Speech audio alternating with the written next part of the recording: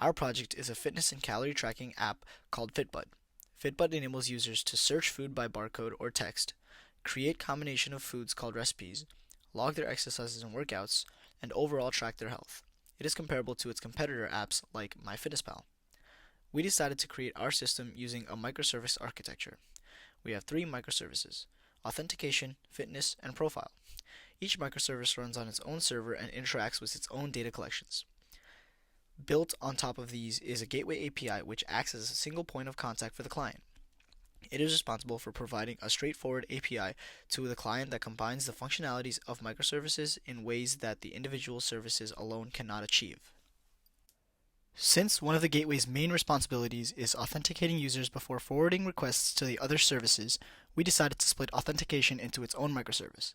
The auth service, like the other microservices, has its own database and server that operate together to perform all of its duties, which include the following: creating accounts. Here you can see the kind of API call we do when we are creating an account. The body contains an email and a password, and the password needs to meet a certain criteria to work.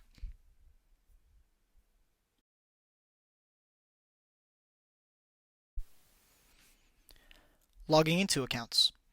Here you can see the API call for logging in. We send the email and the password associated with the account. For security reasons, we do not store the user's plain text password stored in our database.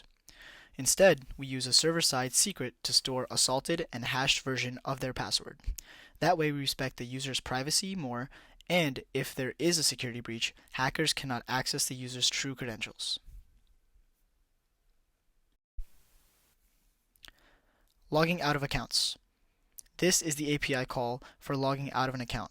For this to work, the caller must submit a JSON Web Token, JWT for short, in the authorization header of the HTTP request. If verified, the auth service replies with "logged out successfully." If unable to be verified, the auth service will respond with a different message.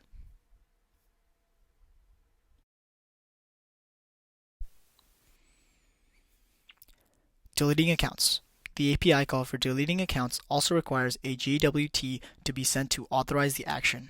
If verified, the auth service will delete the user's account and delete their refresh token if they have one.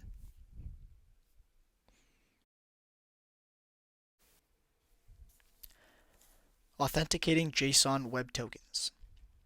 This API call is specifically the one used when authenticating users that are trying to access other API services, such as fitness or profile. It works by authenticating the JWT that is sent in the authorization header of the request.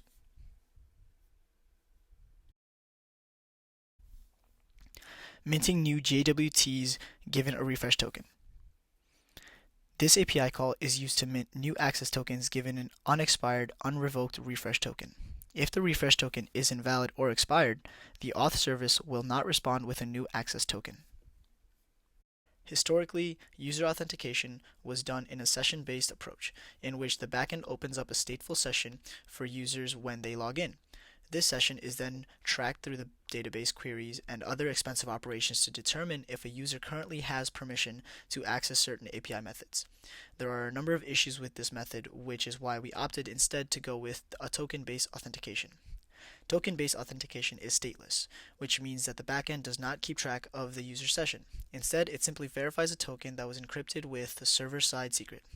If a malicious user tries to make their own modifications to the payload of the token, the verification process will catch this and forbid the API call. These access tokens can be thought of as API keys that are easily given out when users submit their credentials, for example, email and password. As an extra layer of security, we also set access tokens to expire after only 15 minutes and provide a method for minting new access tokens using a refresh token. Refresh tokens are sent back to the client when they log in, and they are also stored in an authentication database. When the client tries to submit a request with an expired access token, the auth service lets them know that the token is expired. Then the client can send a refresh token. If it is verified and shown to exist in the database, the auth service will send back a new access token. When users log out, their refresh token is invalidated. This gives the service some small element of statefulness, but without all the issues that session-based authentication has. Fitness microservice. The Fitness API is in charge of both foods and exercises. The first use case for the Fitness API is keyword search. This can be performed on the food, cardio exercises, and strength exercises collections. Since they are functionally the same, let us look at an example of performing a keyword search on food collections. Let's say we are looking for an item called Premier Protein. The query quickly returns a list of matches with a 200 OK status. Note that the search query can be matched on the name of the food, the brand name, and the brand owner. Furthermore, let's say we want to refine our search to Premier Protein Shake, but unfortunately we misspelled protein. Our search function has implemented fuzzy searching, so even if we misspell a word, we will still find results that we are interested in. If no results match, the API will respond with a 404 not found.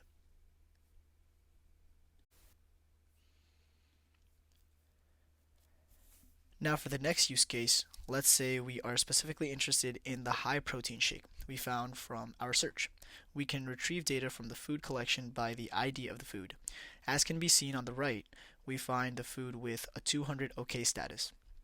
The nutritional content of the food items is listed, as well as some other information relating to the items such as the barcode and serving quantity.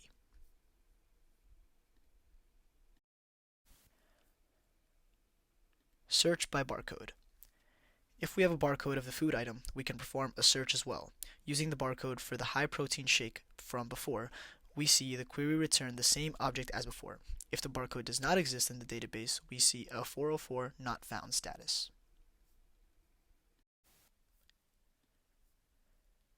Create food, recipe, or workout.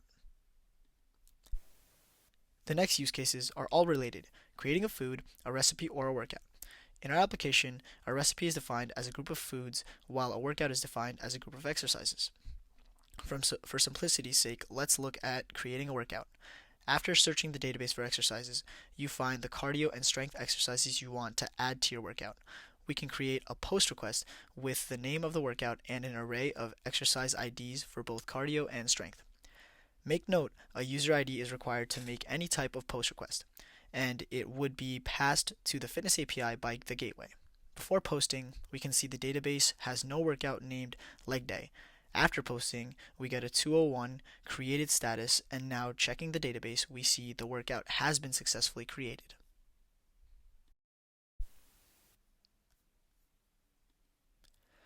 Update recipe or workout. The next use case is updating. Unlike posting, updates can only be made to recipe or workout objects. Let's say you made a mistake and meant to name workout chest day.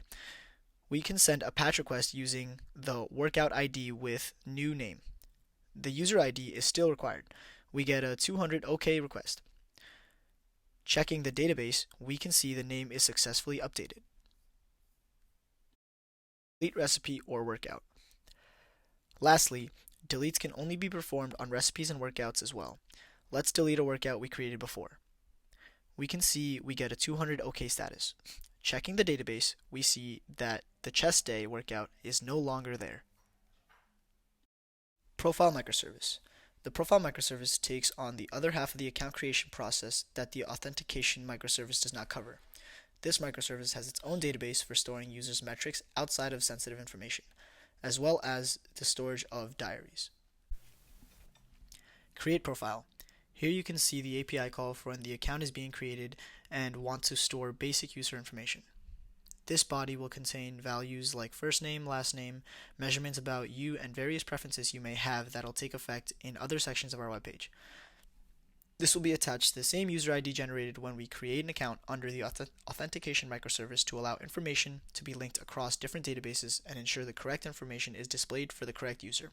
A 201 status code will be sent upon successful creation of a profile, and a 400 status code upon any failure in profile creation. Here you can see call create account, where the email and password will be passed to authentication microservice, and the rest of the body will be passed into creating a profile in the profile microservice. As expected, a 201 status code was passed. We can check the database now to see that the authentication database contains the sensitive information in the email and the salt plus hash password with a user ID, and that the profile database has the same user ID and the information we just passed for the profile as expected to do so. Get an updated user profile. These are the API calls for retrieving one's user profile information and updating it, respectively. Any of the information that the user may have stored when the account was created will be retrieved according to the user ID stored in the access token, since this is an authenticated route. If we don't provide an authentication token, provide an invalid or an expired token, we will expect to see a 401 status code since the call will be unauthorized. With a valid token provided, the user profile will be returned along with a 200 status code. We can retrieve the user we just created to show this working. Similar to getting a profile, we will be updating the values in the user profile. The same call will be made except with a patch and the body of the contents that will be updated. We opt to use patch over put, as not all user updates may revamp the entire profile the user has, but more likely will be a partial change that shouldn't change the other fields not provided. The same 401 status code will be returned if the token provided is not valid. If the update is successful, a 200 status code should be returned. Here we can test the update and change some parameters of our user that we've been testing with and check the profile database to see that the changes have been reflected correctly. As we saw, a 401 is passed with invalid tokens and a 200 is passed if the update worked. Create diary. The other service under the profile microservice is diaries. Diaries allow you to log daily meals and activities for means of macronutrient and calorie tracking. Each day we let up to 30 logs that can be split across 6 meals and various exercise logs. For this API call, if there is no diary present for the day selected, a diary can be initialized with one log for the specific date. This log can be one of several log types: food, recipe, strength, cardio, or workout. Each log will have a respective set of parameters that match what goal would be for making such a log. This could be either trying to record food and the number of servings of the food, or the number of sets and the reps for a type of strength exercise. The status code that will be returned are a 400 if there is an error with the creating of the diary, and a 201 once the diary is successfully created. We can initialize the diary with today's date and create a food log for meal 1 with an apple. We see a 201 status code and can check the database to see that the diary is initialized with the log we gave it.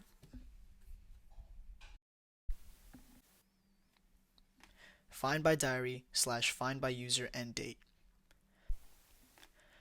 This API call is responsible for when a user wants to view any of their diaries they have created.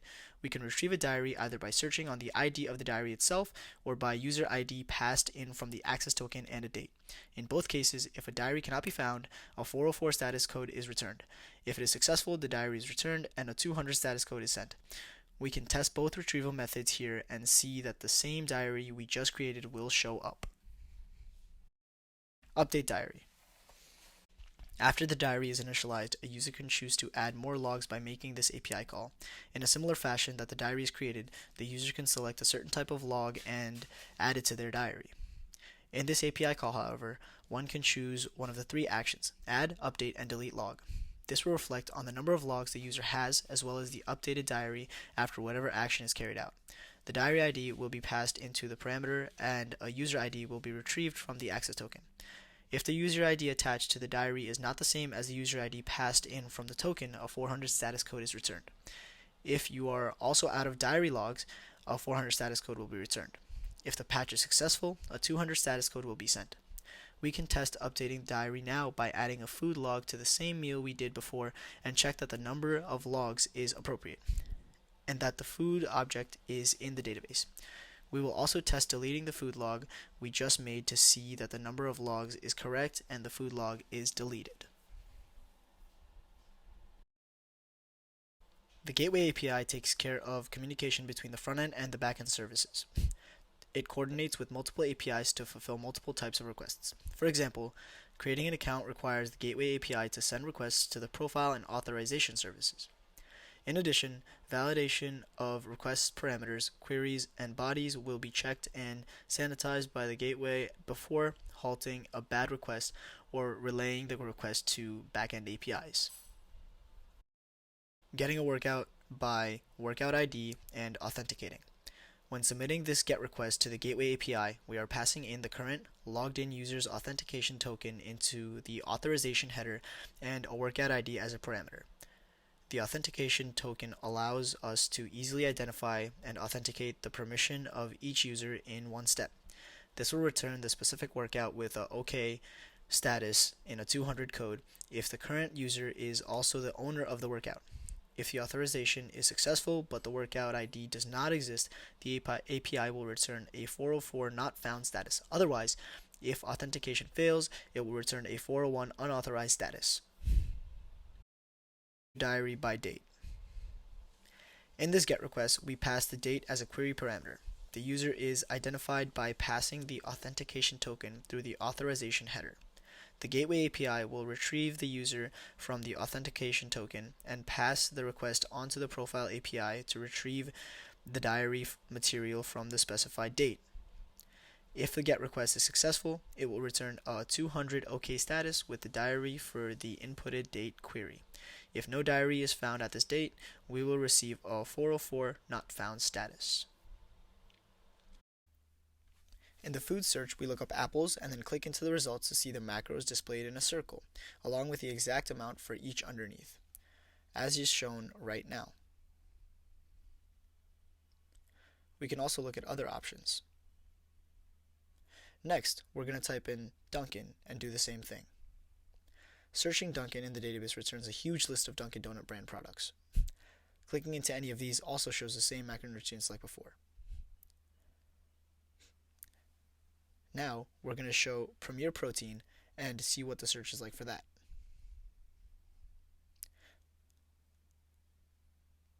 Finally, we're going to show the actual barcode scanning feature and see how that works and how it automatically takes the foods and brings up the page successfully. It scans the barcode and shows the macronutrients like before. Now, in the exercise search, we give the users a switch to toggle between searching cardio and strength workouts. We start with running, which returns a list of running exercises at many different speeds and their MET values. MET values are what we will be using to calculate calories burned. We also look up snowboarding,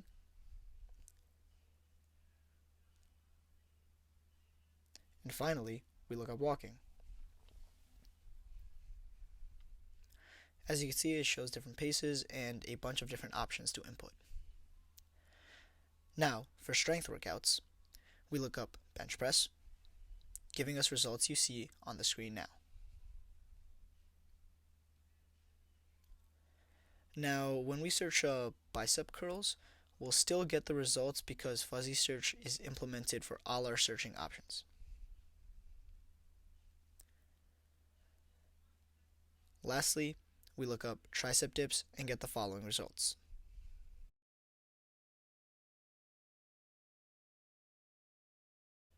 The last thing we want to show for the client is login feature as it is now. For now, it just displays the first name of the logged in user, but this proof of concept will soon be expanded on the build to the rest of the application. Thank you.